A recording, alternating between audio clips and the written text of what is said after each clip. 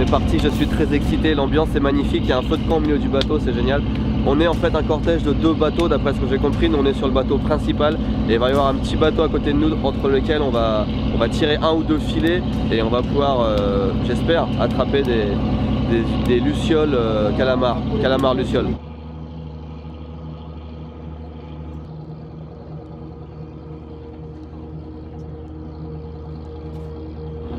Je sais pas trop à quoi m'attendre, mais en théorie des calamars lucioles, on s'attend à ce que ça fasse de la lumière, on est d'accord. Donc je m'attends à ce qu'il y ait de la lumière qui sorte de la mer à tout moment.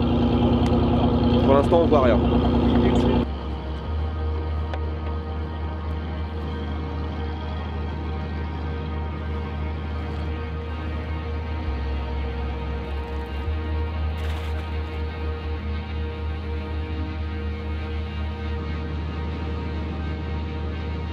C'est dingue, c'est vraiment comme s'il y avait des lucioles dans l'eau en fait, sauf qu'au lieu d'être vertes, elles sont bleues. Alors je sais pas ce que ça va donner à la caméra malheureusement, mais tous les calamars sont bleus quoi, quand ils sortent de l'eau. Et je pensais pas qu'il y avait autant de monde sur un petit bateau comme ça. Ils sont 15 à tirer un grand filet, plus 2 personnes qui sont en train de faire les manœuvres. Ça demande beaucoup de monde quand même, c'est hallucinant.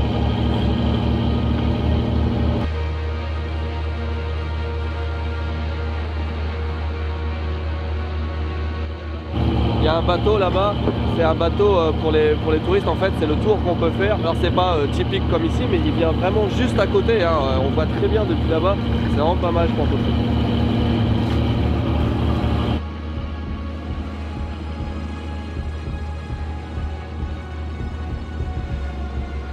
Ça ressemble à ça alors, les calamars c'est tout petit. Et c'est les parties, c'est les antennes je crois qui s'illuminent, mais ils s'illuminent que quand on les bouge.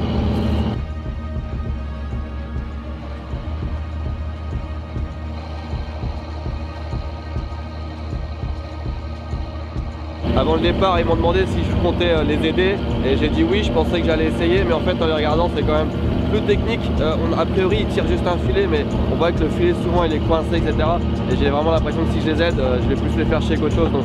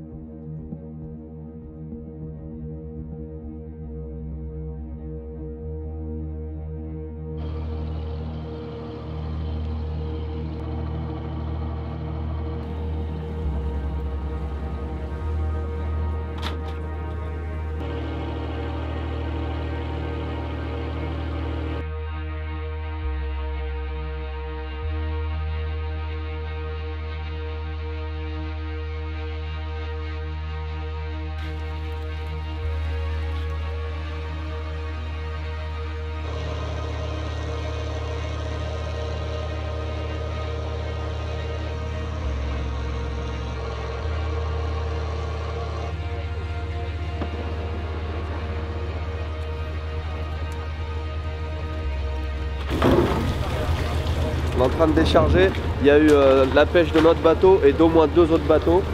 Un panier c'est 50 kg de calamars, ils font des rangées de 10, donc 500 kg, 500, 500, 500, 500.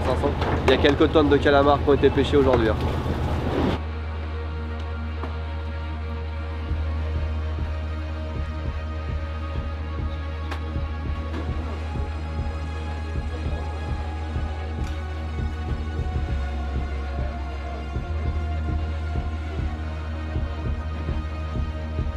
À mon avis, il n'y a plus de bateaux qui vont arriver. On est presque à 5 tonnes.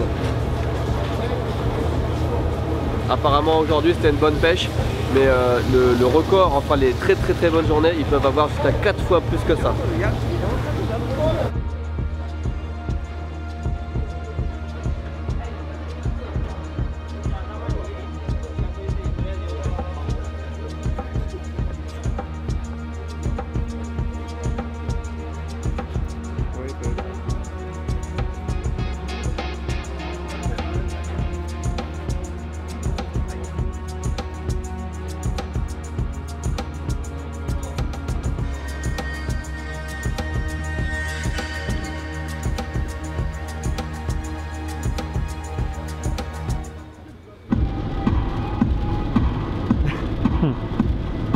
Très bonne expérience cette pêche pour nous, c'était vraiment exceptionnel, mais la journée n'est pas finie.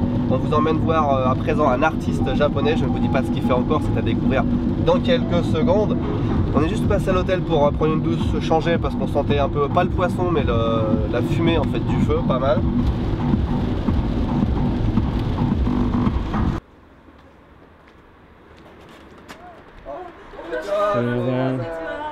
On vient de rentrer dans une entreprise japonaise qui est spécialisée dans le bronze et le cuivre.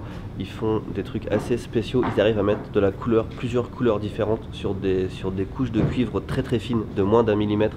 C'est un truc qui se fait que ici, ils utilisent un mélange de techniques très anciennes et de techniques qui ont été inventées juste par cette entreprise. En fait, c'est du traditionnel et du moderne mélangé et ça donne des produits, mais c'est trop beau quoi. C'est trop bien fait et c'est les seuls à faire ça.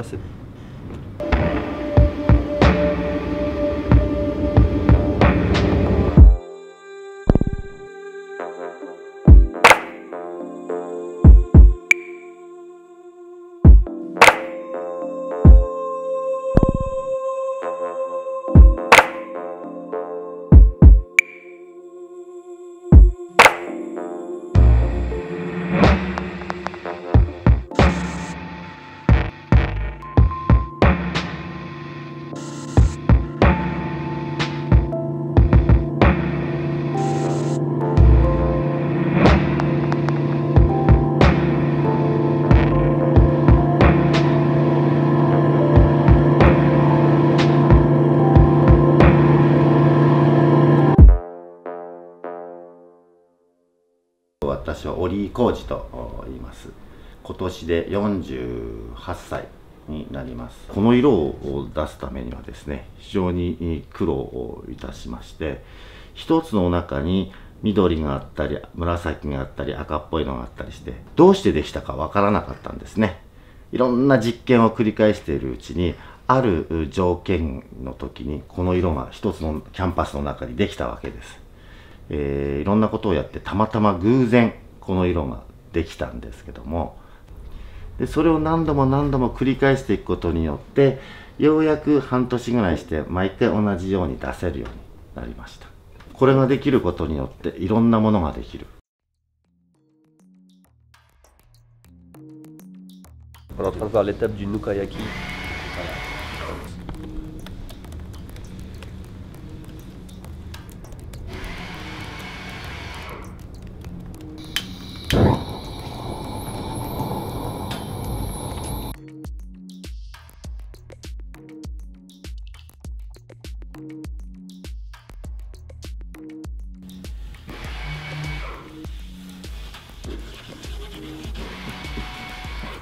Pour arriver à ce résultat, ça a pris juste 2 ou 3 minutes.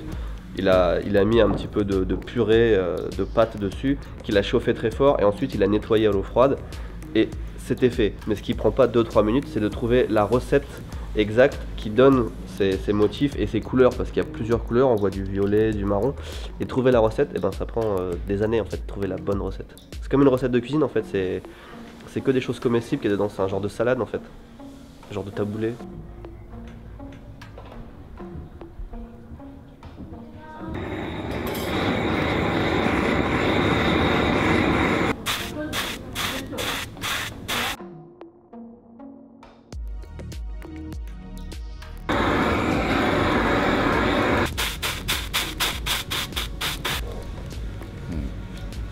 C'est génial, on apprend plein de trucs. C'est des trucs à la base, c'est pas que ça m'intéresse pas, c'est que je me serais même pas posé la question de comment c'est fait.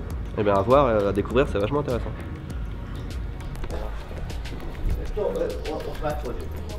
Oli-san, il va nous montrer le magasin qu'ils vont ouvrir ce samedi. Ils ouvrent un nouveau magasin vitrine. On est les premiers à rentrer dedans. C'est même pas encore fini, je pense.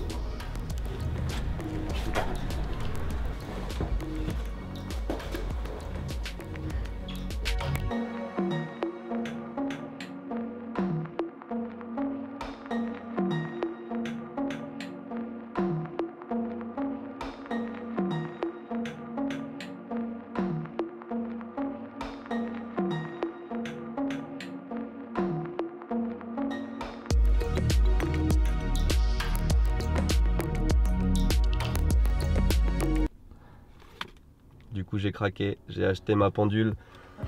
Elle est trop belle. J'aurais jamais acheté un truc comme ça en temps normal. Et le fait d'avoir vu comment c'était fait, de savoir qu'il y a une histoire derrière l'entreprise, etc. Ça m'a vraiment donné envie de m'intéresser déjà à ce genre de monde. Et puis voilà, ça me fait un bon souvenir. Je sais pas si je vais la mettre chez moi ou au bureau, je vais demander à Akiko. Akiko qui d'ailleurs a préparé ce voyage pour nous avec la préfecture de Toyama, et grâce à tout ce beau monde, eh ben, on peut rentrer partout et faire des choses exceptionnelles comme on les fait en ce moment. Nouvelle chose exceptionnelle, on va aller manger. Je ne sais pas où, mais cherchons un restaurant.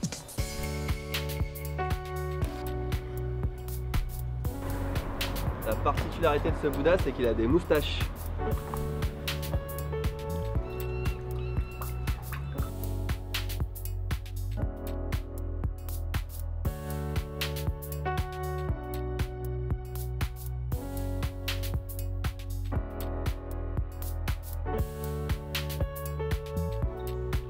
L'animal totem de ce temple,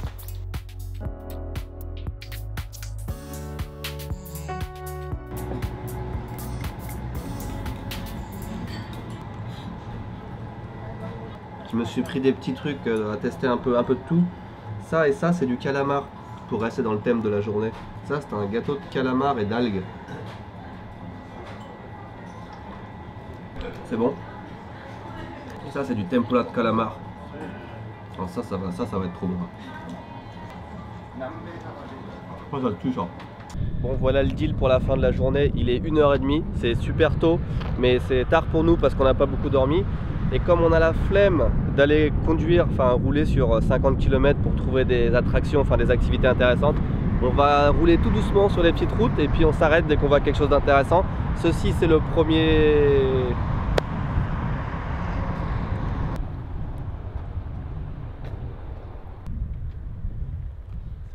C'est le temple de la porte vitrée. Il est entouré de portes vitrées.